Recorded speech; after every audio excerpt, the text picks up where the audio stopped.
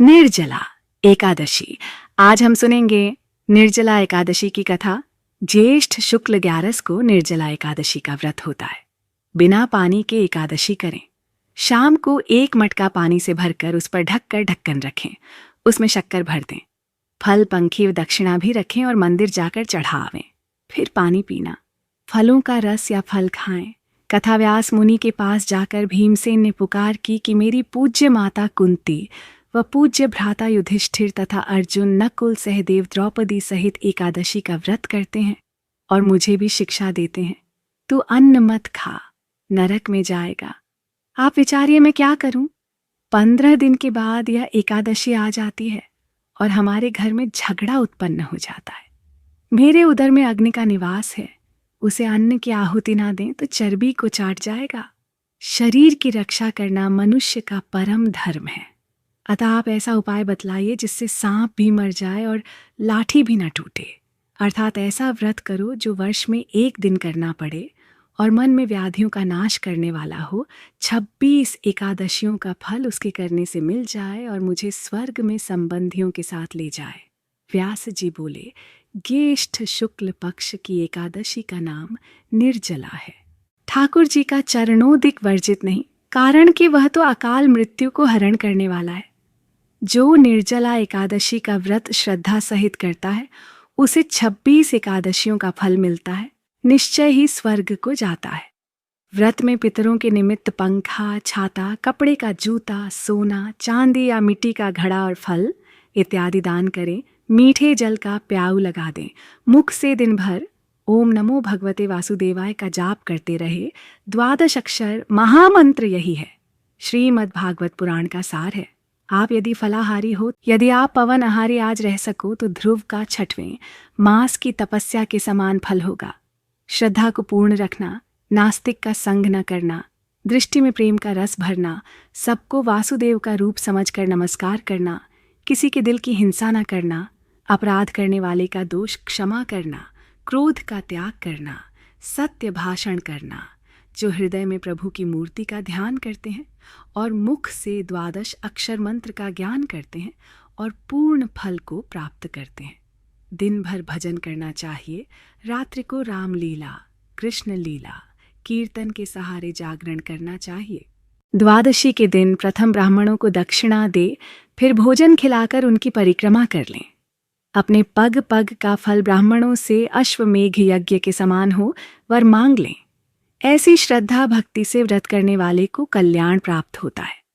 जो प्राणी मात्र को वासुदेव की प्रतिमा समझता है उसका मेरी कलम लाखों प्रणाम के योग्य कहती है। निर्जला का महात्म्य सुनने से दिव्य चक्षु खुल जाते हैं। प्रभु घूंघट उतारकर मन के मंदिर में प्रकट दिखाई देते हैं। इस एकादशी को सिप्पति नाम पांडवी या भीमसेनी भी कहा जा सकता है। फलाहार, इस दिन कैरी का सागार लेना चाहिए। दोस्तों, आज की कथा अच्छी लगी हो तो वीडियो को लाइक करें, चैनल को सब्सक्राइब करें और अपने परिवार और दोस्तों के साथ शेयर करें। जय श्री कृष्णा। विनायक जी की कहानी अब हम सुनेंगे। विनायक जी की कथा एक भाई और एक बहन थी। माता पिता की मृत्यु के पश्चात भाई ही बहन की देखभाल करता था। भाई बहुत ही सेवाभावी एवं सरल स्वभाव का व्यक्ति था। समय बीतता गया और बहन बड़ी होने लगी तो भाई ने विचार किया कि इसका विवाह कर देना चाहिए। गणेश जी की कृपा से बहन का विवाह एक बड़े सेठ के घर पर हो गया। भाई तो अपने गणेश जी की पूजा पाठ करता और जैसे होता वैसे अपना गुजारा चलाता था, परंतु बहन को धन का अभिमान हो गया, सही से सही, और उसने धीरे धीरे अपने भाई के यहाँ पर आना जाना छोड़ दिया। बहुत समय बीतने के बाद भाभी ने कहा कि ननद को आए हुए काफी दिन बीत गए हैं, जरा देख कर तो आइए कि वह किस हाल में है। इस पर भाई ने कहा कि वहां पर किस बात की कमी है। सभी राजी खुशी हो गए, परंतु स्त्री की जिद के आगे उसकी एक ना चली और अंत में उसे जाना ही पड़ा। जब वह बहन के घर के पास पहुंचा तो देखा कि वहां पर कोई उत्सव मनाया जा रहा था। जब वह घर की तरफ आ रहा था तो बहन के बच्चों ने उसे देखा और चिल्लाते हुए माँ के पास जाकर कहा, माँ माँ, मामा जी आ रहे हैं। बहन ने सुना तो वह विचार करने लगी कि अगर मेरा भाई सामने के द्वार से इस हालात में आएगा तो सभी मेहमान मेरा मजाक उड़ाएंगे। इसलिए वह भागी भागी भाई के पास गई और बहाना बनाकर भाई को पीछे वाले द्वार से घर में प्रवेश कराया और एक कोने में बैठाकर यह बोलकर चली गई कि भैया मैं थोड़ी देर में आ रही हूं, तब तक तुम यहीं पर बैठे रहना।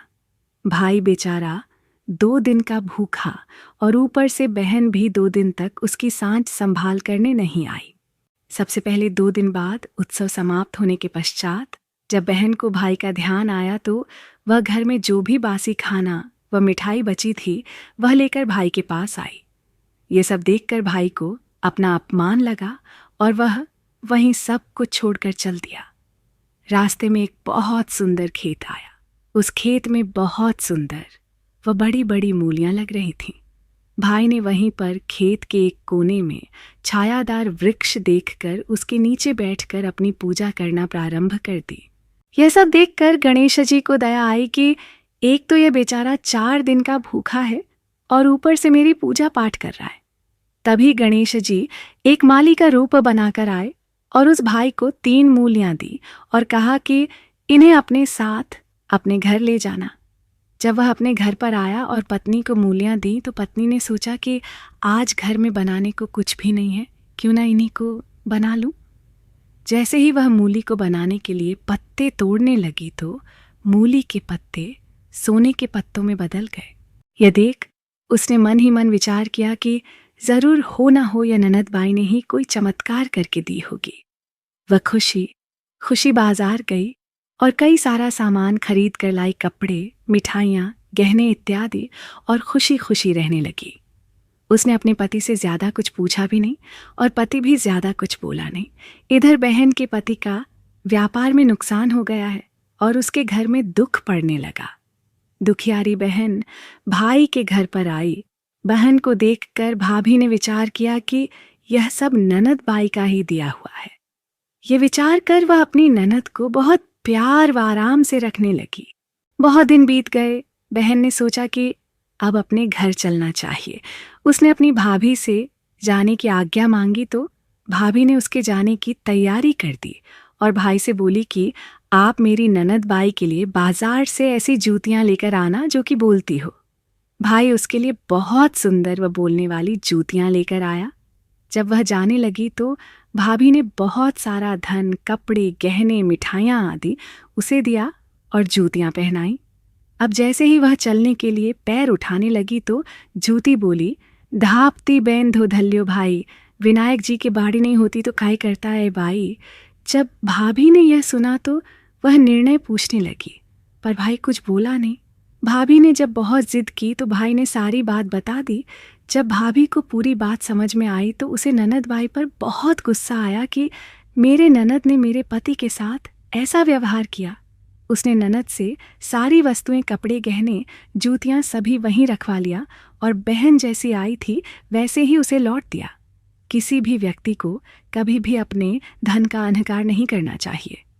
है गणेश जी महाराज, जैसे आपने भाई की रक्षा की वैसी सभी की रक्षा करना। अगर आपको यह कथा अच्छी लगी तो इस वीडियो को लाइक करें और चैनल को सब्सक्राइब करें और अपने परिवार और दोस्तों के साथ शेयर करें। जय गणेश जी।